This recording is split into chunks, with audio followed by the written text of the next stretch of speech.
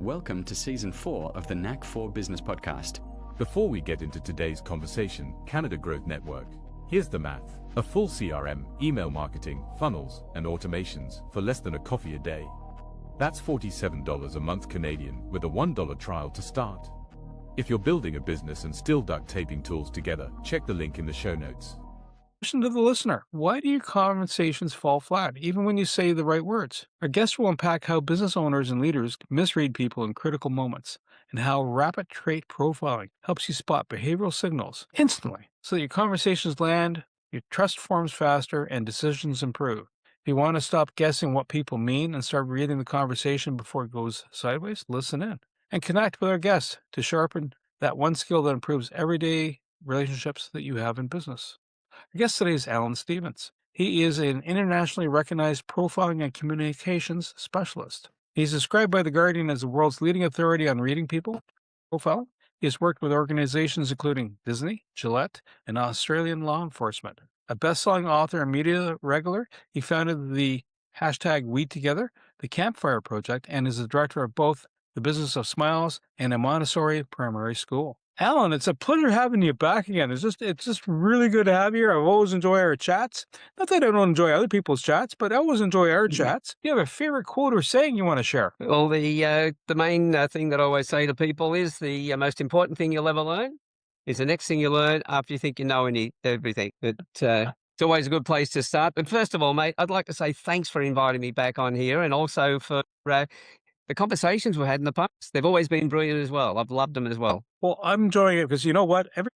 Most meetings I have with people, I don't go in with an expectation because I just wait to see what surprises me and what I learn. And you know what? It's like it's like having a book and reading a page. You flip the page and it's like another door and it's just something new underneath the next page. So I appreciate your time and coming back into this space. What has changed in the last year for you with regards to doing the profiling?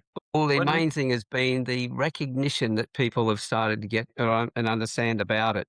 One of the biggest issues was, and when I first started this, talking about your facial features being connected to your personalities was something that people had a lot of trouble getting their head around. Was this mind reading? Was this clairvoyance or whatever? People were happy with the later parts of it because, as I say, the facial features tell me your personality.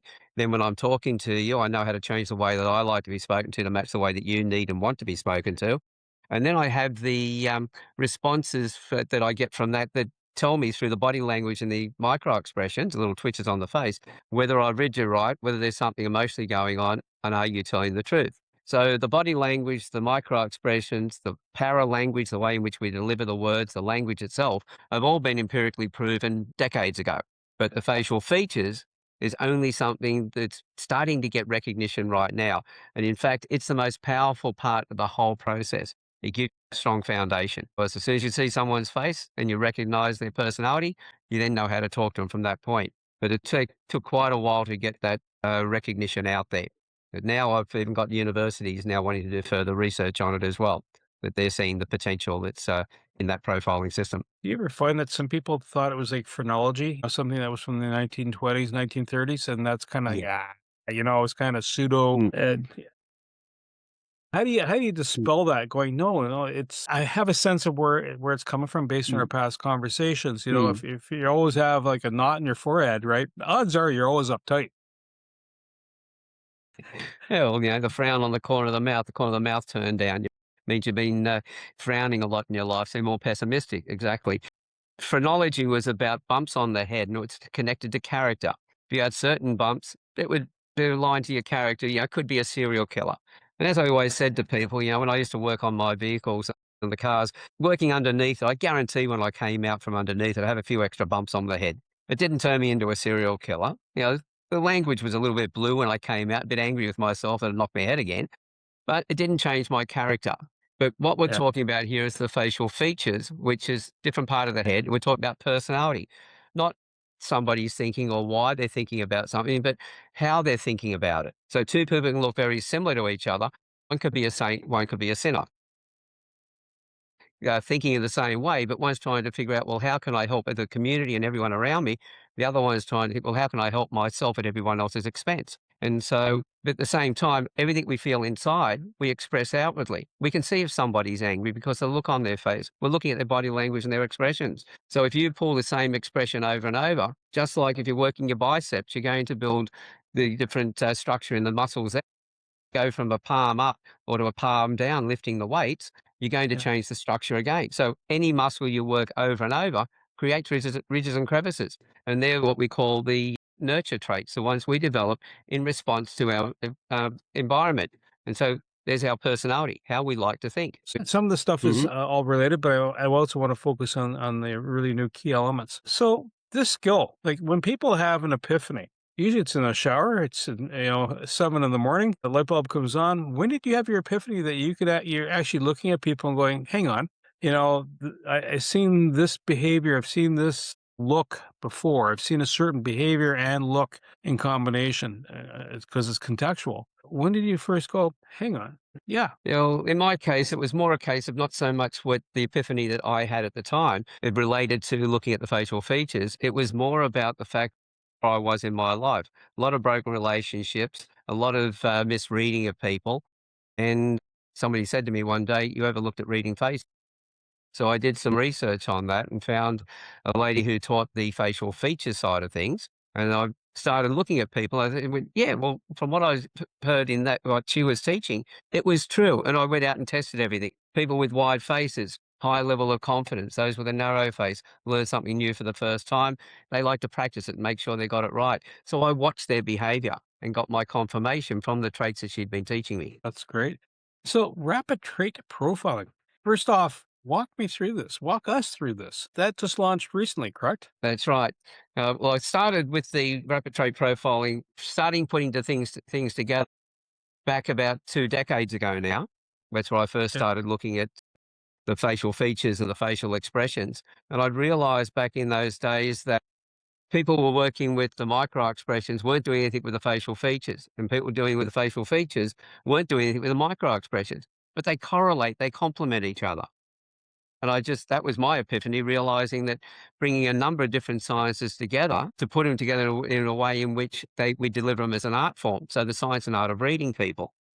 And that's where it all came from. And it's been quite effective ever since. Clients doing testimonials more than a decade and a half later from the did all those years ago. So, is that a combination of because the micro expressions, those are, short-lived moments, just almost a flash, right? Even Mm. then, you might not see the flash. So, is that something in your subconscious that we're interpreting as a gut feel as well as in context? Well, the expression appears when something is said to you or something happens around you, you unconsciously respond. And then a moment after you've responded, then your conscious mind steps in. So micro expression can be as fast as a fifth of a second down to 1/25th of a second. And in that time, it's unconscious. It's not, you can't control it. The movement of it, you can see in that moment exactly what the person's feeling. And if it doesn't correlate with the words they're saying, you know straight away that they're not telling the truth. We kind of touched on it earlier, DISC and MBTI, and there are other tests. What's the differentiator between that? Is it just the observer versus pen and paper, or what's the scoop here? Well, with Myers-Briggs, etc., all those different psychometric profiling systems, they're self-reporting and they're affected by your emotion levels at the time.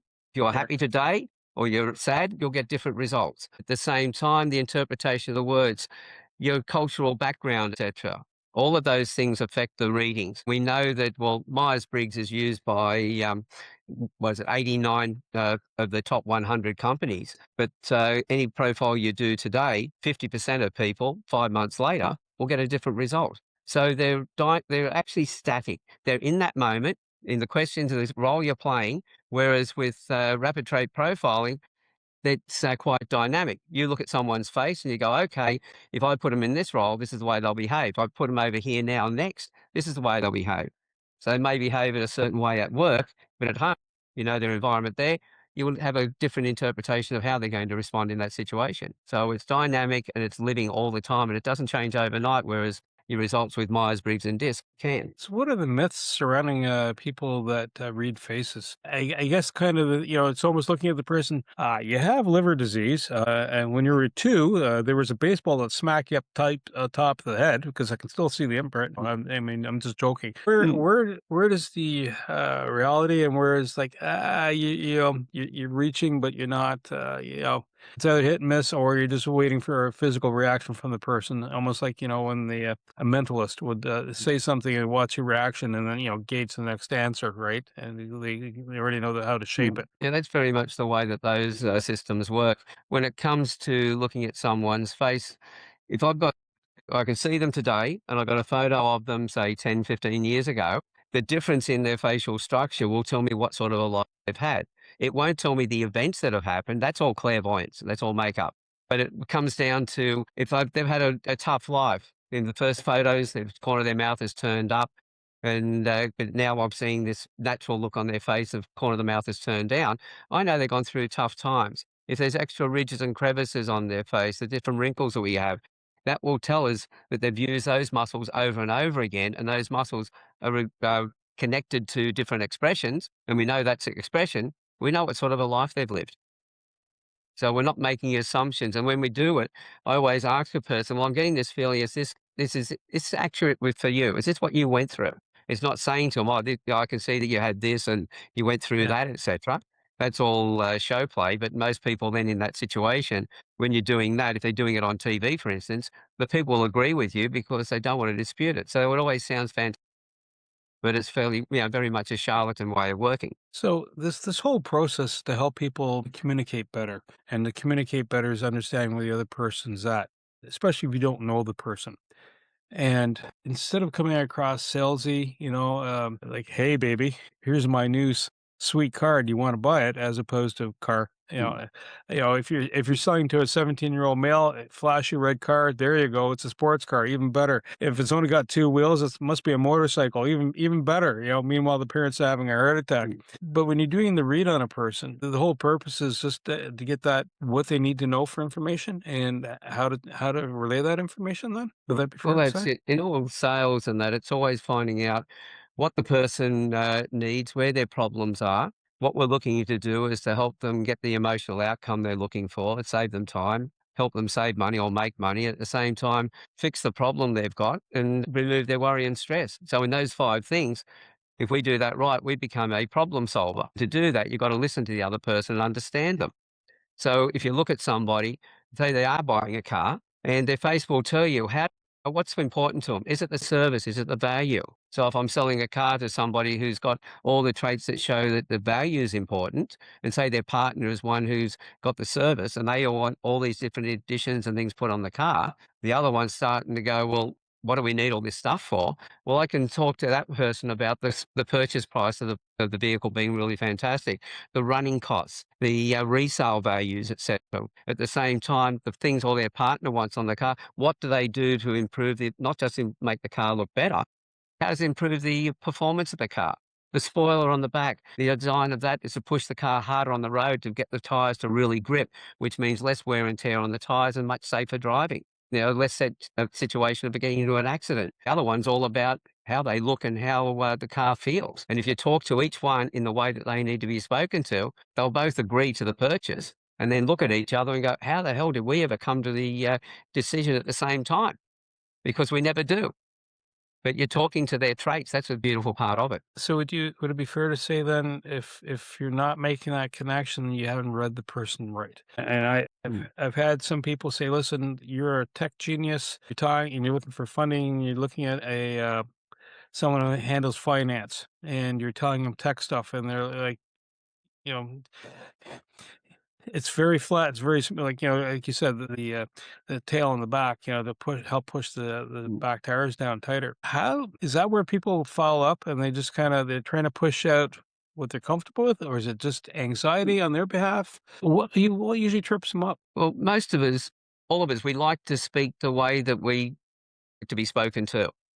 So if we need a lot of information to make a decision, we're going to give people a lot of information. And if the other person is wired differently, they just want the overview, they'll give us those polite yeses all the way through, which are really counterfeit. They just want us to shut up and move. And so we miss out completely. So the whole thing is that if I can see that person needs all the information, like needs just the overview, I'm going to start out by saying, because I need a lot of information when I make decisions, but I'm going to say to them, look, there's a lot of information here. And I can guarantee at that point on their face, I can see that little bit of tension coming in. But if I add to it, look, I'm going to let you ask all the questions you want to ask. And I can see the relief then. They think, oh, I'm going to be spoken with, not spoken at. And I'll say, well, look, there's something there that you didn't ask that you need to know. Is it all right if I tell you that then? And that's the way I'll conduct that conversation. So give them the overview first of all. Okay, would you like to know? After we've been through all that and they're satisfied with the information they've got, I then will say, well, as I said before, especially if you're a financial a broker, etc., and you've got to tick some certain boxes on the computer. That boring stuff, we're there now. Is that okay if I tell you about that? To get a chuckle from them, and they're happy because the conversation has gone the way they've wanted it. It's been a conversation, not me just lecturing them. And at the same time, the conversation has taken the time it needed to take. So it's always designed on the other person. The conversation will be quick or it'll be slow and take some time depending on their personalities. And whatever time it takes, if you do it that way, the timing's perfect. So this basically revolves around a human interaction, a direct human interaction. Does it also involve, let's say, where it's filtered either through the phone line or it's written? Is there, can you get a sense from those two other mediums about the person? Maybe not as clear because obviously if you can't see the face, right? You never met the person face to face, but you're talking on the phone or you're receiving a letter or an email. Can you still draw inferences from that too? Well, when you're having a conversation, a verbal conversation, say over the phone, the the body language that you'd normally get as feedback will come through in the tone of voice. If you're listening to the words they're using, the way in which they're speaking, you've got an idea of whether there's somebody who's got a high level of confidence with a lot of authority, etc., where there's somebody who is really there wanting to be supported. You'll pick a lot of that up. In text, there's a problem with that because all we're reading that text with is our emotions, not theirs. We got no idea of how they actually said that. So when it comes to that, I'm very careful about what I do in text. I've got a philosophy, and that is that if you want to have a conversation with me, we do it face to face. If we can't do that, we do it on a Zoom call or over a video call. If we can't do that, we do it on the phone. And if we can't do that, go back to the original and try and get together and start again. Because anything in text, I will never have conversations with it because that will guarantee there'll be a breakup at some point because we read it with our emotions and they've related to us with theirs, and then they read our response with theirs, and problems happen. You see it all over Facebook and social media all the time, people getting into arguments. And half the time when I read what they've written, they're talking about the same thing but don't realize it. Or it's a bot and it's from another country and it's just saying in the That's mod. another problem. Yeah, even if you got somebody on a Zoom call, you don't know if that's a real person either with the deep fakes these days. Yeah, I don't feel deep fake. I had a cold 2 weeks ago.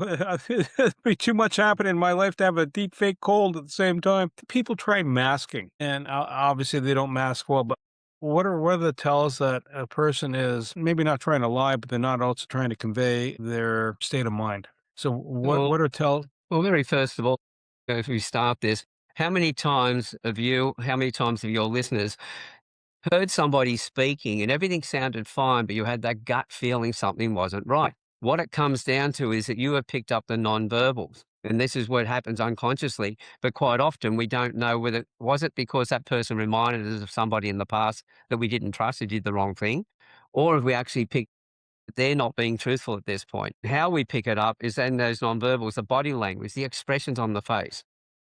When the words don't match what the body is telling us, the nonverbals are telling us, we always go because anybody can say anything, but what is their body telling you? So we're looking for inconsistencies. We're looking for if somebody is not, you say something to somebody and they're talking about a great friend of theirs, and then you're talking about something that if that friend has got the problem they've gone through, and you see a little twitch of a smile on their face, you know that they're enjoying that, but they're not so much a friend of the other person, but you don't know why. So you're talking with more questions that come up, a conversation. You keep looking for those little indicators and you start putting them together. You don't take it on one. Contempt. One side of the face twitches, just to the side of the nose that goes up. That could be that there was a trigger in the skin itself. You've been talking a lot. We've got nerve endings near the top, so your face might have got itchy and you just made that little twitch on the face. But if you do it consistently in the conversation, what's really going on. So we're looking at reading them in clusters, in context, and are they congruent with what we're expecting? Where those incongruencies come in, that's where we get most of our information that things aren't right. But that was why I decided we had to have, not just with the facial features to tell me how to talk to somebody, I always needed confirmation. And that's where the body language and the expressions came, the micro expressions came in. Because one on its own, any one of those sciences on their own, yeah, they're okay, but they're not giving you the full story. Putting 5 sciences together, as I said, the body language, the micro expressions to check everything, the language, the words we use, the paralanguage, how we deliver it, and the facial features. We've got all the information we need to get accurate read on somebody and know whether the conversation was true or not. It sounds like there's like as someone learns to read, folks, you may have not met all the different variations of people. Hey, yeah, someone have lied to you before, someone has told you the truth before, someone's loved you, somebody has disliked you or strongly disliked you. And you have that range. Is a set number of types that you kind of map out, and then there'll be variations of it. But is there a clustering of that? And the second part to this question, because I'm looking at your background, and different you might have different types, phenotypes, or whatever you want to call it, but you might also have instances where somebody. The reason I'm twigging on it is looking at your shelf behind you, and you have Mm. a book called Autism, and what is in that space might not, for the typical person where you have a certain expectation, it's coming across differently. How do you sort through that so you're not misreading, or the person is really a good poker face, and which is not autistic, but it's Mm. Yeah, well, when you first look at it, you're looking at Myers-Briggs and DISC, yes, you've got all your little categories or boxes you put people in. The yeah. beautiful thing about rapid trait profiling is that I come along and take people out of the box and treat them as an individual in their own right, completely separate from everybody else. So there are no categories. I'm looking at a total of about 68 different traits at the moment. And some of them you either have extreme in one direction or the other, or somewhere in between, or you either have it or you don't have that trait. Well, if you look at the possible combinations, there's 2 octillion possible combinations, and 2 octillion is 2 with 27 characters after it. So we don't have categories to put people in. As soon as I look at somebody, what stands out the most? That's the most dominant trait. What stands out the second? How do they moderate or enhance each other? Third, fourth, fifth. Within 5 or 7 traits, we've got the bulk of that person's personality because everything else is now coming to the middle of the road. The middle of the road is a great mediator between people who have got the opposite traits to each other. So they work well with both. They're the ones that fix all the problems. But when you've got an extreme, this is where you have a real gift. If you have dramatic appreciation, you have a real flair for the dramatic and putting a flair into the work you're doing, being on stage, etc. The downside of it is you do the same thing, same volume of effort when you're doing your stress. So to somebody who's on the other side, who is more aesthetic, who is laid back and quiet and everything else, when they're stressed, they pull back into their cave. So when the other one, the dramatic person, starts to get voice their stress, the other one pulls away and they clash. But they're usually the traits that brought them together in the first place. This is the thing, the difference in our traits excites us with somebody else. Then we get used to that difference, and now we notice the other side of their trait. Because every trait has an upside and every trait has a downside. Like I said, dramatic appreciation, great expressing themselves. Stress, drama queen to people who are got the aesthetic appreciation. It doesn't mean there's any right or wrong trait. But if we can read the person's, Okay. we know what environment they're going to flourish in and what environments are going to push their buttons. So we can orchestrate things so that they're always happy and productive, and we move their stress away from them. And that way we have stronger relationships. We know how to talk to them in a way that they want and need to be spoken to. And that's the most important thing. Artificial intelligence. I've seen some people have, say, in a Zoom recording, etc. There's a note taker, etc. And this one platform was actually it was rating. Is the person happy or upset? And you might be totally oblivious, but the software sitting in the background going, this person, maybe they're hungry. I was talking to the person that had written the platform, and he realized and near the end of the day, he's going, so I'm always kind of dour, like what's up with that? And then he realized, hang on, I'm hungry. My blood Mm. sugar is dropping, right? And I'm getting cranky. Is AI something that can aid and abet in this process, or is it is all human skills and the AI is like, yeah, maybe, but it's hit or miss? Yeah, well, with AI, it only works properly if you keep the human element in it. We've got to humanize it as we're doing it. And I know there are people using AI that look at your profile and give you a disc profile, an Enneagram, a Myers-Briggs reading on who you're supposed to be. But we know that on those platforms, most people don't do their own profiles, not completely. People to help them or get other, but the face itself, being able to look at the photograph first of all. So I thought, right, we need to look at AI to see if we can educate AI to look at someone's face, tell us their profile, and give us an idea of the best way that person likes to be spoken to. And then we could then do that. A gentleman over in the States I'm working with at the moment who uses AI to listen to the conversation. And in listening to the conversation, pick up the change in the tone, etc. Is there nervousness coming in, etc.? So on that side of it, that works really well. But you have to be able to refer it to something else. It's like in body language. If you ask people, what does it mean when you got your arms folded? Most people, person switched off. The whole thing is there's a whole myriad of reasons as why they got their arms folded. They could be intimidated by your position that you hold and they're a bit nervous. They give themselves a warm hug. It could be cold. They could have problems in the shoulders. It may have been the way that they've always stood whenever from a very young age when they were having conversations with people. We're looking for the changes. If we were looking at what somebody's saying or expression on screen, what was said at the time? So we need to know what's going on to compare it to what we're seeing. If we don't, then we're just making assessment, what do you call it? Taking guesses. So, rapid trait profiling, is there an ideal fit? Is there somebody that should be doing this, taking this? Is there somebody that, maybe not so much so? What's the ideal persona or profile of a person or even industry that I should be capitalizing on this? It really comes down to anybody who wants to improve. I know the people will say you never use the word anybody. It really does come down to it because anybody can benefit from this. If you're raising children, knowing how the child likes to think and process, how to teach them and guide them. You're looking for a partner, how to find the right partner. If you've got a partner, how to keep that partner. If you're looking at improving your sales, if you're looking at building your teams at work. I was a networking do one day, and this guy was walking around asking everybody, "What do you bring to the table?" And products and services, etc. And he finally got to me. He asked me the same question. I said, "Look, mate, I just bring the damn table." He said, "What?" I said, "Look, you're talking about people putting their products and services on a table. In other words, the relationships they've built with people. Relationships, your products and services are equally important, but the priority is you have to build the relationship first to show people how good you are. And if you don't do that, you're dead in the water. So with putting your products and services on the table, that's your foundation, that's your relationships, and that's what I teach. So this is used everywhere. You mentioned before about the book behind me on autism. I have quite a few clients who have neurodiverse in one way or another. It's not so much they've got to learn this stuff, it's the people around them. What we do these days, especially at school, we diagnose kids with different issues, then we medicate them to fit them into the system. All we need to do is talk to them in the way that they need to be spoken to. Face tells us that. It tells us whether there's somebody who can concentrate for periods of time. The body tells us if they sit there for a length of. It also tells us how to speak to them, how they take the information in. And if we do that, we can then put away the medication. And in fact, I've got one client who I profiled her son when he was 6 years old.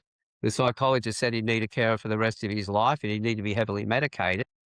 Well, 2 years after I'd profiled him and what they'd put in place, the teachers and the after schools care, he was doing presentations in front of the class. In fact, they let the psychologist go 2 years later and medication was off the table. The last testimonial his mother did for me last year, 15 years later, he's now living on his own up in Queensland, another state altogether from where his mother lives. He's got his own place. He's got a girlfriend, drives a car, and he's now an assistant manager in a nightclub. This is the whole thing. You change the way you talk to somebody, you immediately change the outcome. And we know that you walk up to somebody with a smile on your face, they generally smile back. But you go up looking quite angry, you'll see the difference in their reaction. This is how simple it is. It's just meet the other person at the level that they're at and talk to them that way, and you've solved so many problems. Does this work well on pets too? Or is Well, that a whole actually, different box of bolts? well, some of the original research was done back in the mid 1900s was looking at what type of cat, dog, or horse those animals would suit the owners, helping them to find the right sort of pets. And how often we see a mountain of a man with this little fluffy dog, and it's his love and joy and everything else because it matches his personality. Not, we do a normal judgment. We say, oh, this big guy should have a big dog. And this Yeah, is why we do the same thing in our conversations. We assume without understanding. That's why we slip up so many times. absolutely. Tell me about Project Campfire, because that's another project that you've Mm. fostered and help create. More. That's it. Well, see, that came out of the work I do as a profiler, especially when I was talking to men in particular, and I'd ask them, "Tell us about your home life, and tell us about your work life, or give us a word to describe those situations." And I kept on hearing the words confused or one I've forgotten now. They were confused was one of the main ones, or frustrated was the other one. And anyway, I said, "Well, frustrated or confused about what?" And the men were telling me that at home they thought their job was to, especially baby boomers and Gen X, we were told to go out away from the family, get the resources and come back and look after the family. Our love by being absent. And now today we're told that we're physically, emotionally absent. So we can't be in two places at once. Frustration, anger and everything else that was coming from all of that. In the workplace, under equality and political correctness, the goalposts change daily on what you can say and what you can't say. And so like you can't use the word homeless now. It's supposed to be, they've got some other ridiculous term. It's reduced it down to a point that you ask anybody who's homeless, they want to let people know, I'm homeless, I want to find a home. But we're now diluting it with these terms. So what was happening, the men were getting frustrated at work and anger was coming and bullying was starting to happen. So I knew they needed a safe place to be able to share the stories of things they went through. Have somebody listen without judgment, without criticizing, without counseling. So I created the Campfire Project, but I didn't want it to be a men's group because I know that it's like motivational seminars. You go away to a men's group, you go to a motivational seminar, you're all hyped up. When you come back, real world hits you in the face and you're waiting for the next one to come along to go off to the next seminar or next men's group. So I wanted women to hear how men could speak when they felt safe to do so. And so they could understand where men were really coming from. So I had women in there from day one-on-one conversations where they talked about the things they'd never talked about before, panel discussions talking about how to improve things. And with the women, I started getting messages from them saying, we love these guys. We've never heard men talk so openly about their emotions, nor so wisely about how to improve society. And so they wanted to get involved. So it gave me that opportunity for the men to be able to get up and speak, feeling they were safe to do it, but for the women to hear how men could speak, and then for them to have that desire to meet those men. And we've had over 700 hours of conversations in just over 7 years now. We've got a full range of different religions, cultures, and gender identities. In all that time, we've never had any bigotry, sexism, or racism, and not once has anybody been disrespectful to anybody else, which is a great reputation for what we've been able to do. It's now picked up. If you look at what, say, fully inclusive group, where most groups are targeted groups or affinity based, it holds the highest record or highest score of any fully inclusive group globally. At the same time, now ticking 5 of the they call it the United Nations Sustainable Development Goals, and which is quite an achievement. And that's all because of the people who have come in, being able to read them, help them to open up and share their stories, get to know each other.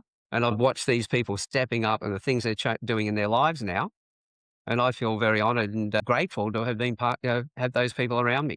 And they're the ones that have made the Campfire Project what it is. Is that just Australia only, or is that global? No, some of the first people I interviewed were in the States, in Canada, England, New Zealand, around Australia. So actually the first 2 or 3 people I interviewed, 2 from America and 1 from England, in London. And so that's where it started. Once they started coming in and they started telling everybody else about it, the group started growing very quickly. Excellent. A couple of quick questions. So, Alan, do you have anything that's out there for people for resources that they can kind of take a peek at, and how do they get hold of you? So, resources and reaching you. Okay, well, first of all, the resources.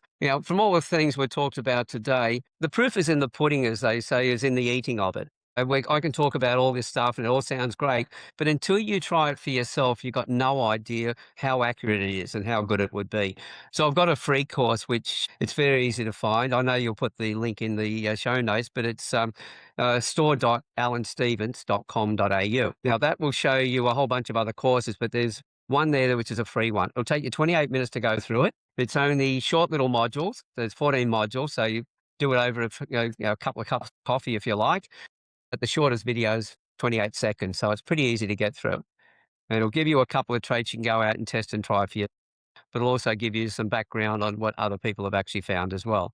You might call it a lead magnet I put out, but it's something that you'll walk away with some value.